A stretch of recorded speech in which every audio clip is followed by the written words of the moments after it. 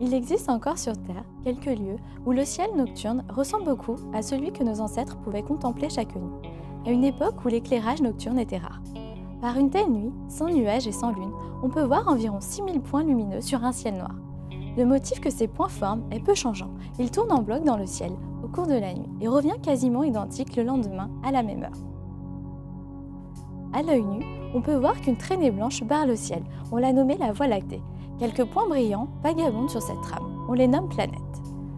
Toutes les civilisations ont attentivement observé ces ciels nocturnes, ont formé des constellations pour mieux retenir leur disposition, les ont utilisées pour se diriger ou se situer, ou comme support à des contes, mythes et légendes. Le premier outil utilisé pour mieux voir est la lunette, d'inventeur inconnu et perfectionné par Galilée qui, alors qu'elles étaient utilisées sur terre ou sur mer, souvent pour surveiller les nuits, les a tournées vers le ciel en 1609. Il a vu la Lune et ses cratères avec beaucoup plus de détails et découvre 4 satellites qui orbitent autour de la planète Jupiter, remettant en cause la Terre comme centre de l'univers. Il a constaté que certaines nébuleuses sont composées d'étoiles invisibles à l'œil nu, en nombre bien plus grand que toutes celles alors connues. Les interprétations qui ont suivi ces observations ont bousculé certaines visions du monde et lancé une quête à l'amélioration de la lunette astronomique. Il faut imaginer ces journées de janvier 1610 où Galilée, en quelques nuits, fait passer l'humanité tout entière du monde clos, le monde aristotélicien fermé, à l'univers infini avec ses myriades d'étoiles. Et effectivement, c'est la lunette, c'est l'œil de Galilée derrière sa lunette qui voit ce qu'il y avait à voir. Non pas qu'il soit le premier à observer, d'autres quelques mois auparavant l'ont fait, mais il est le premier à le voir. Et s'il est capable de voir les satellites de Jupiter, le relief de la Lune, les étoiles de la Voie lactée, c'est qu'il est totalement immergé dans la culture picturale de son temps et que c'est non seulement un grand scientifique, mais un grand homme de culture. Les observatoires fleurissent comme à Meudon, où l'on construit à la fin du 19e siècle, ce qui fut la plus grande lunette d'Europe. Bonjour, nous sommes sur le site de Meudon de l'Observatoire de Paris où il y a la grande lunette de l'Observatoire de Meudon et derrière nous la coupole de la table équatoriale. Il existe 2 types de montures principalement utilisées pour les télescopes. Il y a les montures équatoriales et les montures azimutales. L'intérêt de la monture équatoriale, c'est qu'elle a un axe qui est parallèle à l'axe de rotation de la Terre.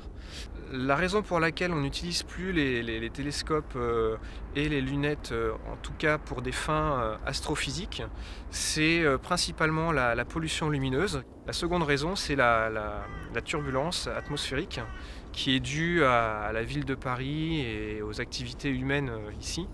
Parallèlement aux lunettes astronomiques, un autre dispositif d'observation du ciel est mis au point, le télescope, dans lequel la lumière est concentrée par un miroir. C'est Newton qui en fait la première démonstration en 1672. Depuis, on a cessé d'agrandir les télescopes. Le but est moins d'avoir un grossissement plus important que de collecter plus de lumière, donc de voir des objets moins lumineux. On passe des 6 pouces du premier prototype à des miroirs d'1, 2 mètres jusqu'à 10 de diamètre aujourd'hui. On les place en altitude, là où les conditions atmosphériques sont bonnes un grand nombre de jours par an, comme au Chili, sur le mont Cerro Paranal, où se trouve le VLT, Very Large Telescope. Pour mieux voir, il est parfois utile de voir autrement. La lumière visible par l'œil ne représente qu'une toute petite partie des ondes électromagnétiques. On peut par exemple observer avec des rayons X, comme lorsqu'on fait une radiographie du corps humain. On a alors accès à d'autres informations que dans le visible.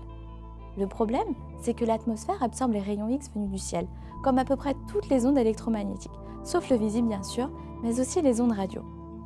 On développe donc des radiotélescopes, gigantesques antennes, pour écouter la radio de l'espace. Si l'atmosphère est gênante, il faut monter au-dessus. Ainsi démarre l'ère spatiale, avec des ballons sondes et des expériences en avion, avant le lancement des satellites observateurs du ciel. IUE pour l'ultraviolet en 1978. IRAS pour l'infrarouge en 1983. ROSAT pour les rayons X en 1990. Et le plus connu de tous, le Hubble Space Telescope, lancé en 1990.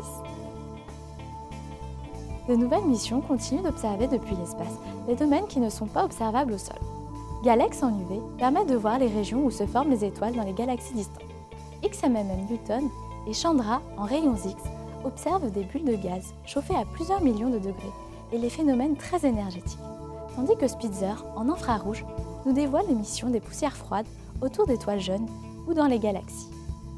En combinant des images d'un même objet prises par différents instruments, on parvient à comprendre leur nature et les phénomènes qui s'y passent.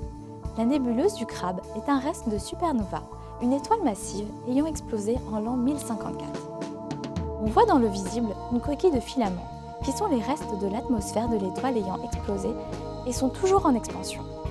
Les images en rayon X montrent la région centrale de la nébuleuse, où ont lieu des phénomènes énergétiques alimentés par un pulsar, étoile à neutrons en rotation rapide, qui est le résidu de l'étoile. On y distingue un disque et des jets de gaz chauffé. Mais les télescopes au sol n'ont pas dit leur dernier mot.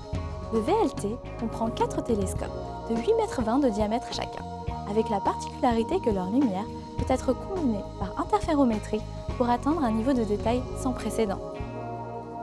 Et observer les étoiles à l'œil nu reste un plaisir rare et gratuit. Bonne année 2009, année mondiale de l'astronomie!